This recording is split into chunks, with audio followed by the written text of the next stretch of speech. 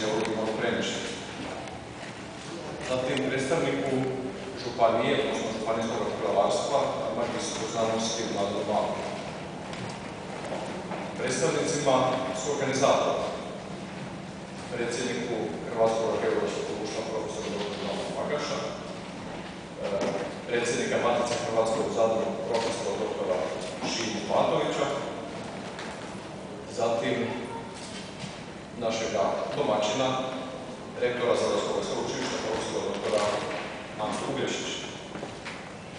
Ovdje su s nama i predstavnici drugih ustanova, uz ostalo i prodekan Geodetskog fakulteta sveučilišta u Zagrebu, profesor dr. Nikola Perna. Dakako, poseban pozdrav svim sudionicima ovoga skupa i dragim Ravkama i Ravljama. Otok Rava jedan je od najmanjih naseljenih otoka Republike Hrvatske. Unatoč maloj površini, a s tim je ograničeno prirodno-geografskoj osnovi, na Ravi se stoljećima kontinuirano razvijala otočna zajednica, koja je neumornim stvaralačkim radom pridonijela izgradnji jedinstvenog društvenog gospodarskog mikrosustava i bogate kulturne baštine, osobito specifičnog kulturnog krajobraza, zanimljivih običaja i posebno vojne okoline. Tijekom povijesnog razvoja život na Ravi odvijao se u skladu s mogućnostima prirodne osnove geoprostora te potrebama lokalnog stanovništva, naravno, ali i šire zajednice. Sve do Drugog svjetskog rata otok su temeljni društveni, politički, kulturni i ekonomski procesi dodirivali tek periferno, pa se na njemu na različite načine očitovao prevladavajući duh duge povijesti, duboko prožet u geografsku simfoniju Mediterana. Ravljani su pomno čuvali svoju prirodnu kulturnu baštinu, čije sastavnice na matičnom otoku, pripadajući školjima i školjićima, te morskom prostoru i danas služe kao izvor života, medij komunikacije, objekt istraživanja, ali motiv vrhunskih nadredača. Nažalost, negativni društveno-gospodarski procesi zahvatili su Ravu tijekom Drugog svjetskog rata, a i u kasnim razdoblju. Rava je strahovito stradala od talijanskih fašističkih osvajača, a od toga se nikada nije uspjelo potpunosti oporaviti.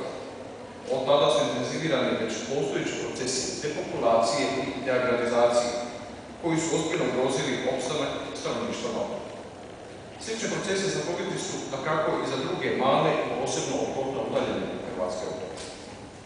Oni su dugo funkcionirali kao prostor periferije u odnosu na prevladavajuće litoravizacijske procese, ali i u odnosu na nastojanje državne i regionalne zajednice za revitalizacijom tog iznimno važnog dijela nacionalnog teritorija.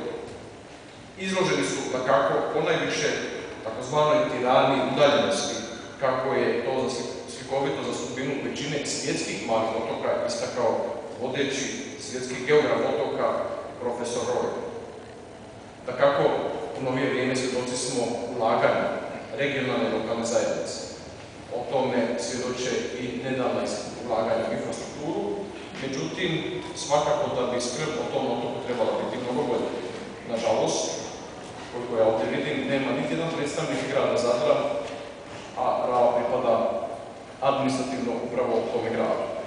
Međutim, grad Zadar u novije vrijeme trudi se koliko to može ulagati u tu svoju malu otočnu zajednicu, očito na periferiji nekih misli. Međutim, na Ravi je evidentna persistentnost male otočne zajednice, koja u svoja dva dijela, Velikoj i Maloj Ravi, od nedavno pomognuta od strane mjerodavnih ustanova lokalne, regionalne, državne samouprave, odnosno uprave, prkosi brojnim nedaćama svakodnevnog života, nastojeći izvući dobrobit od prirodnih darova, primjenjujući mudrost starih hrvatskih ribara, težaka i okolja. U skladu s profiliranom idejom sveučilišta u Zadru, o potrebi sustavnih znanstvenih istraživanja s ciljem svekolikog razvoja hrvatskih otoka, okupljen je interdisciplinarni znanstveni tim koji nastojao s različitih gledišta razmotriti posebnosti otoka Rave. Projektu su se pridružili druge istaknute hrvatske ustanove i to Razred za prirodne znanosti Hrvatske akademije znanosti i umjetnosti, Matica Hrvatska u Zadru i Hrvatsko geografsko društvo Zadar. Rezultati koji će biti predstavljeni na ovom znanstvenom skupu temelje se na proučavanju izvorne povijesne građe, na analitičko-sintetičkoj obradi izvorne statističke i kartografske građe, te posebno na osnovi višekratskih terenskih istraživanja koja su